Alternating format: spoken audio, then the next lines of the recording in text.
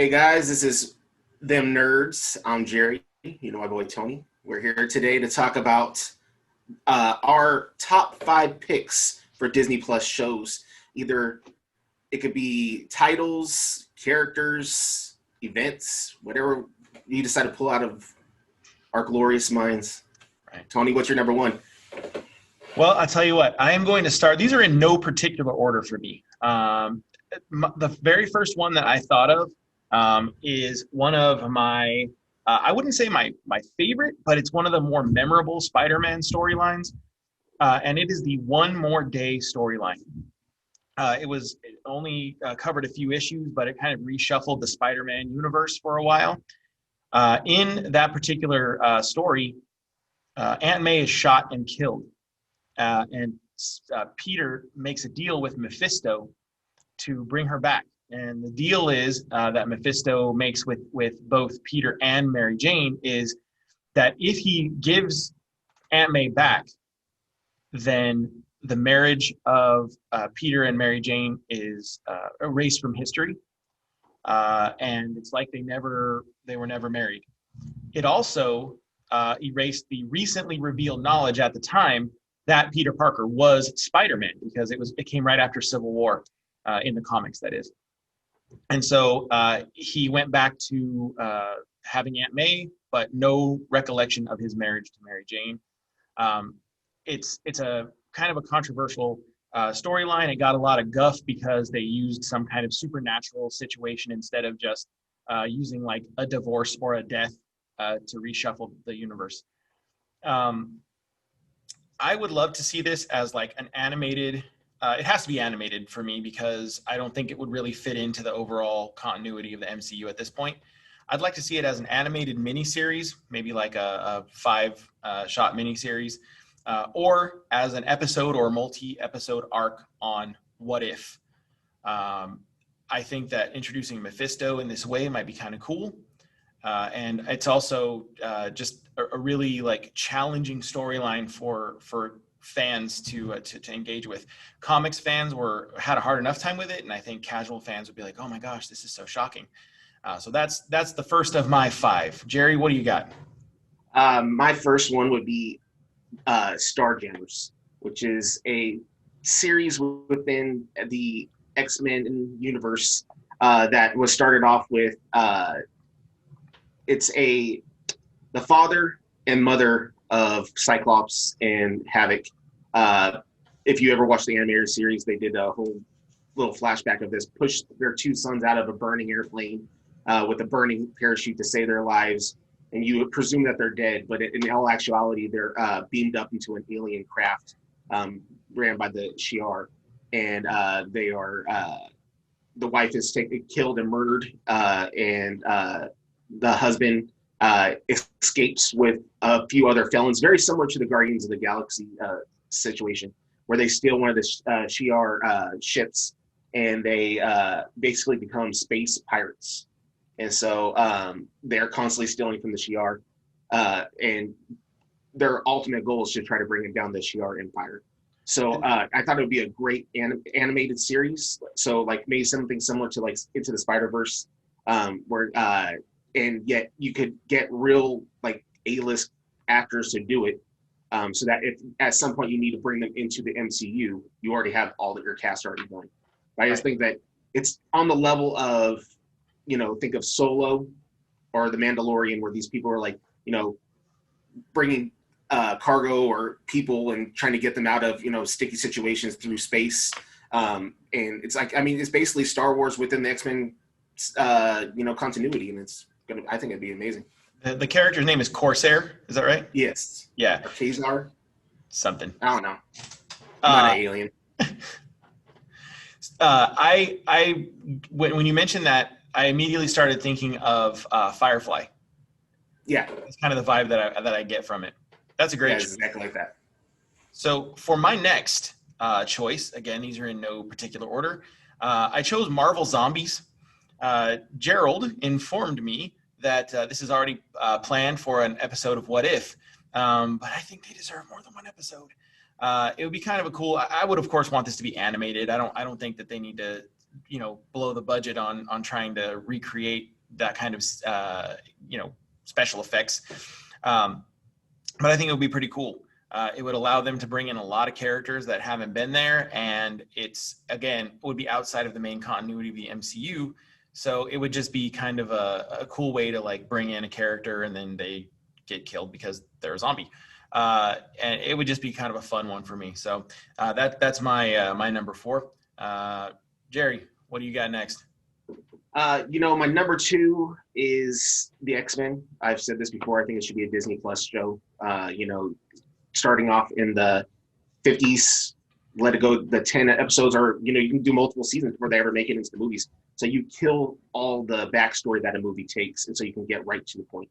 And so I think that, you can start it off with, a couple episodes where you introduce the reason why Charles Xavier and Eric Lesnar are friends, and then just moved along that way. And over 10 episodes, you're going to be able to really flesh out a story. Right. I think we've seen with The Mandalorian, and I think what we're going to see with the upcoming series on Disney Plus, like WandaVision and Falcon and Winter Soldier, the amount of backstory that you can fit into a 10-episode season of approximately 1-hour shows eclipses what you can do with a movie. And I think that the X-Men would really benefit from having that extra time. Yeah, absolutely. Even the other movies that they had, they never really spent a lot of time explaining how these people became, the superheroes they are. It's just like, they show you them skeet shooting. I mean, I don't know how that really makes you a really powerful superhero. But shooting what now? Skeet. Gotcha. My next choice has already been seen on screen, and I would like to see on Disney Plus a full series starring Daisy Johnson, aka Quake. She managed to survive the events of Agents of S.H.I.E.L.D. and is at last view traveling the universe, doing whatever space nonsense she's doing. But I would love to see a sort of in a similar vein to Agents of S.H.I.E.L.D., but maybe with her leading a specialized team with powers, maybe even bringing in some guest stars from Agents of S.H.I.E.L.D., such as Agent May and Yo-Yo. I think it would be just a really easy transition to go from ending Agents of S.H.I.E.L.D. to continuing that character. Because I think that's a great character, and I think that she did a fine job acting it, and I think that it could continue on. Yeah, I think that there was definitely growth as the series progressed, that there justifies keeping some of them. I personally don't need to see Phil Coulson again, but that's just my opinion. No, he's bye, Phil. Yeah. All right, Jerry, what do you got on next? Okay, so my next one is, you have the X-Men or any of the Marvel movies altogether. The one thing that they don't really do is flesh out good villains. And so you get a one-off, or you get like a Thanos, that you get small bits throughout, several movies, but you're not really building up these huge backstories. So I think what they should do is actually make a series for the Brotherhood of Evil Mutants, where you actually see them recruiting people, training them also to be, super villains. And there are certain people within the Brotherhood of Evil Mutants that eventually become heroes. So you can actually be including them in that and building up their story that way, so you can actually see a character arc on them. And so I think that that's a way that they should go. That would be great. Having a cast of people who in the films come off as the villains, but if you have them in this extended sort of TV environment, you start to kind of feel sympathetic towards some of them, and that would allow you to turn them, into heroes. I mean, look at Quicksilver and Scarlet Witch. Yep. Well, if you look at, if you're a comic book reader or you watch these animated series throughout the years, you have people that are considered to be villains. They're supposed to be super villains, but they are a lot of people's favorite characters. But when they're given TV time or screen time, they're, given maybe 20, 25 minutes over a course of 40 or 4 movies, Whereas now, if you were to give them multiple seasons where they're building them up and actually making them as bad as and as strong as the heroes are, it becomes it makes the whole battle a lot more impressionable on the viewers, I think. Would you go full bore with Magneto being at the helm? I think what I would do is that that Magneto is at the helm, but he's not a key figure in it. It's you're watching the recruiters go out there to find these people. Right, that would be great. Yeah, that way you could sort of you could cast your Magneto for the MCU and have him make like a couple of guest spots, and then sort of just be in the background somewhere. Yeah, that's great. All right, and I think a lot of the villains in comic books, they run a very thin line of the reason why they are villains. You know what I mean? So if you actually give them a chance to be able to tell their story, I think that people would appreciate that. Right. All the like real big bads, and I'm not talking about like, Sandman or the Beetle or whatever. I'm talking about like the Doctor Dooms and the Magnetos. These characters, if you were to read about them or see them from their point of view, you might say, well, maybe they did some things they shouldn't have done, but they have their good reasons, Yeah, exactly. So that'd be great. I would watch that religiously. All right, I've got 2 left. Oh, I have 6. How did that happen? Math is hard. Yeah, I know that's the truth. My next choice would be a mini series, and it would feature the transition from Hawkeye to Ronin of Jeremy Renner's character from the Avengers. I would love to see what happens after the snap when he loses everything. And I would love to see how he gets to the point where we see him in Endgame. It could also tie in, especially since we're supposed to be getting a Kate Bishop series. I think they could tie those 2 things together.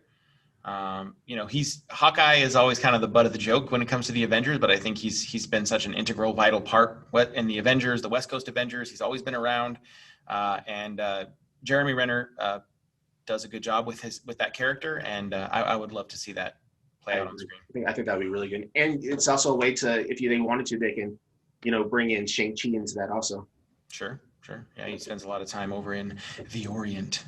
Yes. All right. What do you got next? All right, so this one is what I think should happen to a specific character that a lot of people were upset that was just kind of disappeared off the screen and nobody knew what happened to him. I think that we should see Lady Sif in her own Disney Plus series as the new leader of the Valkyrie. Agreed. Sif was a rad character, and they just where was she? I don't know. Yeah, she literally was in Thor 2 and just disappeared from there. Right. She was even one of the few crossovers between Agents of S.H.I.E.L.D. and the on-screen MCU. She appeared in an arc on Agents of S.H.I.E.L.D. Great character, well acted, and I don't know why she just went away. Yeah, I think that would be something that they could do. And then I also think that on that same line, if they wanted to do a kids version cartoon that attaches to it, so you can tell the old story of the Warriors 3, right? Mm-hmm. They should do like a Tales from the Asgard, where it's just like old stories, but it's a cartoon animated series. Yeah, I'd be into that. The Warriors 3 were one of my favorite side groups in the comics, and they just got stomped so badly in the films. Yeah, that I would love to see them come back. Yeah. Right. My number 1. And this actually, I said these are in no particular order, but this one definitely would be number 1. I want to see a full series order in a similar vein to the Runaways of the New Warriors. Not the New Warriors they were talking about with Squirrel Girl at the helm. I want to see the old school New Warriors with Night Thrasher, Marvel Boy, Namorita, Speedball, Firestar. Even Nova was around for a little while, although I think they'd probably leave him out given the current state of things in the MCU. But great characters. One of the first teams that I really got hooked on reading comics as a kid were the New Warriors. Night Thrasher, just the imagery of Night Thrasher, I was like, ooh, I like that. Yeah. And I think that would make a really great series. it's kind of like a teen kind of show, so I could see them doing it on Disney Plus. But if they wanted to go a little bit darker, put it on Hulu, they could do that too. I would just love to see a team built that is not the Avengers and is not the X-Men. I love the Runaways, and I think that this could kind of pick up where that left off and fill that same kind of void in the same demographic with the same vibe. Plus, you get some mutant action in there with Namorita and Firestar for sure. That's my number one. Later, I think later installments has Cannonball also, right? Yes. I might be wrong about that. Yeah, he's around. So my number one pick is had to be changed because I had sent out about 9 o'clock in the morning my list of what I was going to talk about today, and at 11 o'clock in the morning that show was announced. So my show was originally, I have gifts, and